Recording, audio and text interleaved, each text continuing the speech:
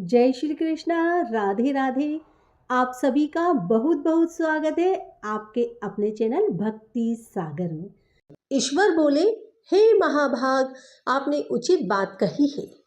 हे ब्रह्मपुत्र, आप विनम्र, गुणी, श्रद्धालु तथा भक्ति संपन्न श्रोता हैं।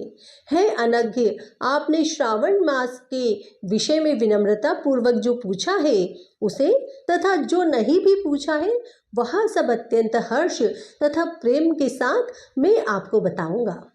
द्वेष न करने वाला सबका प्रिय होता है और आप उसी प्रकार के विनम्र हैं, क्योंकि मैंने आपके अभिमानी पिता ब्रह्मा का 5वां मस्तक काट दिया था, तो भी आप उस द्वेष भाव को त्याग कर मेरी शरण को प्राप्त हुए हैं। अतः हे तात, मैं आपको सब कुछ बताऊंगा, आप एकाग्रचित होकर सुनिए।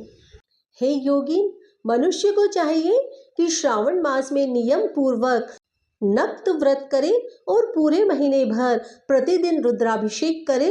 अपनी प्रत्येक प्रिय वस्तु का इस मास में त्याग कर देना चाहिए। पुष्पों, फलों, दांतों, तुलसी की मंजरी, तुलसी दलों और बिल्व पत्रों से शिव जी की लक्ष्य पूजा करनी चाहिए। 1 करोड़ शिवलिंग बनाना चाहिए और ब्राह्मणों को भोजन कराना चाहिए।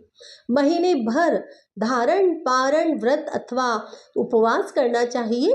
इस मास में मेरे लिए अत्यंत प्रीतिकर पंचामृत अभिषेक करना चाहिए। इस मास में जो जो शुभ कर्म किए जाते हैं वह अनंत फल देने वाला होता है। हे मुने, इस मास में भूमि पर सोए, ब्रह्मचारी रहे और सत्य वचन बोले। इस मास को बिना व्रत के कभी व्यतीत नहीं करना चाहिए। फलाहार अथवा हविष्यनान ग्रहण करना चाहिए। पत्ते पर भोजन करना चाहिए। व्रत करने वालों को चाहिए कि इस मास में शाक का पूर्ण रूप से परित्याग कर दें। हे मुनि श्रेष्ठ, इस मास में भक्ति युक्त होकर मनुष्य को किसी न किसी व्रत को अवश्य ही करना चाहिए। सदाचार परायण, भूमि पर शयन करने वाला, प्रातः स्नान करने वाला और जितेंद्रिय होकर मनुष्य को एकाग्र किए गए मन से प्रतिदिन मेरी पूजा करनी चाहिए। इस मास में किया गया पुरस्चरण निश्चित रूप से मंत्रों की सिद्धि करने वाला होता है।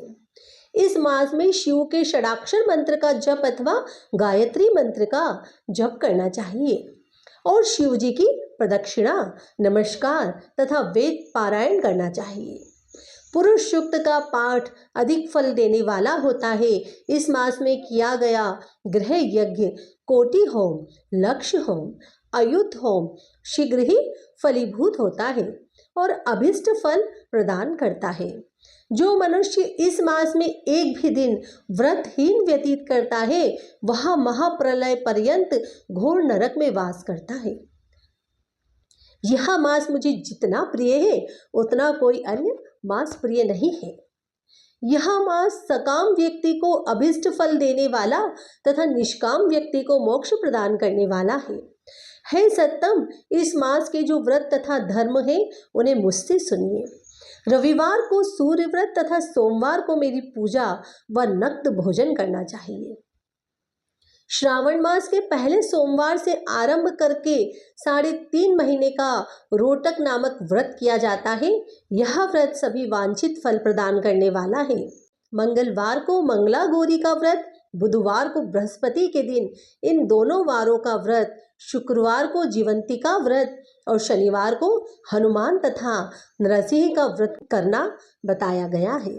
हे मुने, अब तिथियों में किए जाने वाले व्रतों का श्रवण करें। श्रावण के शुक्ल पक्ष की द्वितीय तिथि को औदुंबर नामक व्रत होता है।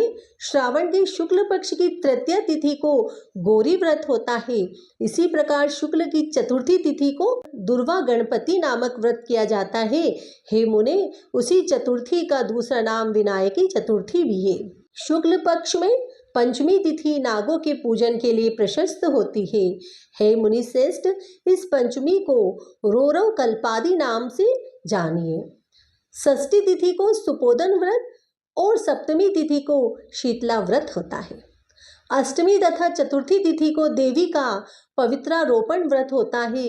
इस माह के शुक्ल तथा कृष्ण पक्ष की दोनों नवमी तिथियों को नक्त व्रत करना बताया गया है। शुक्ल पक्ष की दशमी तिथि को आशा नामक व्रत होता है।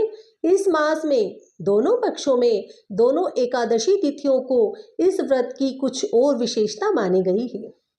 श्रावण मास के शुक्ल पक्ष की द्वादशी तिथि को श्री विष्णु का पवित्रारोपण व्रत बताया गया है। इस द्वादशी तिथि में भगवान श्रीधर की पूजा करके मनुष्य परम गति प्राप्त करता है। उत्सर्जन उपाकर्म, सभादीप, सभा में उपाकर्म, इसके बाद रक्षाबंधन, पुनः श्रवणाकर्म, सर्प बलि और हृदय ग्रीव का अवतार, ये 7 कर्म पूर्णमासी तिथि को करने हेतु बताए गए हैं। श्रावण मास के कृष्ण पक्ष में चतुर्थी तिथि को संकष्ट चतुर्थी व्रत कहा गया है और श्रावण मास के कृष्ण पक्ष की पंचमी तिथि के दिन मानव कल्पादि नामक व्रत को जानना चाहिए। हे द्विजोत्तम, कृष्ण पक्ष की अष्टमी तिथि को श्री कृष्ण का पूर्णावतार हुआ। इस दिन उनका अवतार हुआ, अतः महान उत्सव के साथ इस दिन व्रत करना चाहिए। हे मुनि श्रेष्ठ, इस अष्टमी को मनवादी तिथि जानना चाहिए। श्रावण मास की अमावस्या तिथि को पिठोरा व्रत कहा जाता है। इस तिथि में कुशों का ग्रहण और वृषभों का पूजन किया जाता है। इस मास में शुक्ल पक्ष की प्रतिपदा तिथि से लेकर सब तिथियों के पृथक पृथक देवता हैं। प्रतिपदा तिथि के देवता अग्नि, द्वितीय तिथि के देवता ब्रह्मा, तृतीय तिथि के गौरी और चतुर्थी के देवता गणपति हैं। पंचमी के देवता नाग हैं और षष्ठी तिथि के देवता कार्तिकेय हैं। सप्तमी के देवता सूर्य और अष्टमी के देवता शिव है। नवमी की देवी दुर्गा, दशमी के देवता यम और एकादशी तिथि के देवता विश्वदेव कहे गए हैं। द्वादशी के विष्णु तथा त्रयोदशी के देवता कामदेव हैं। चतुर्दशी के देवता शिव, पूर्णिमा के देवता चंद्रमा और अमावस्या के देवता पितर हैं। कि सब तिथियों के देवता कहे गए हैं। जिस देवता की जो तिथि हो उस देवता का उसी तिथि में पूजा करनी चाहिए। प्रायः इसी मास में अगस्त्य का उदय होता है। हे मुनि, मैं उस काल को बता रहा हूँ, आप एकाग्रचित होकर सुनिए।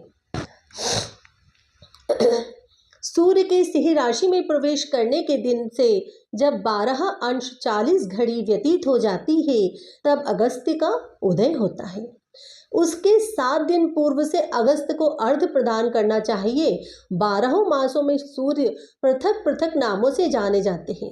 उनमें से श्रावण मास में सूर्य गभस्ती नाम वाला होकर तपता है।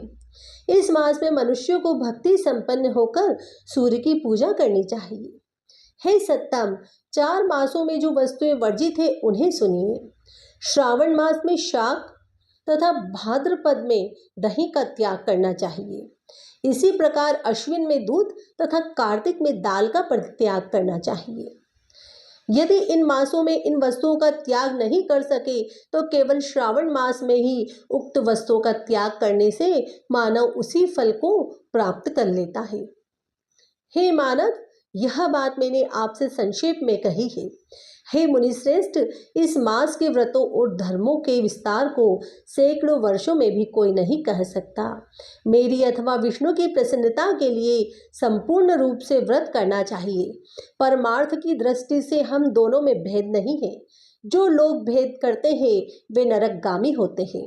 अतः हे सनत कुमार, आप श्रावण मास में धर्म का आचरण कीजिए। इस प्रकार ईश्वर सनत कुमार संवाद के अंतर्गत श्रावण व्रतोदेश कथन नामक दूसरा अध्याय पूर्ण हुआ। धन्यवाद।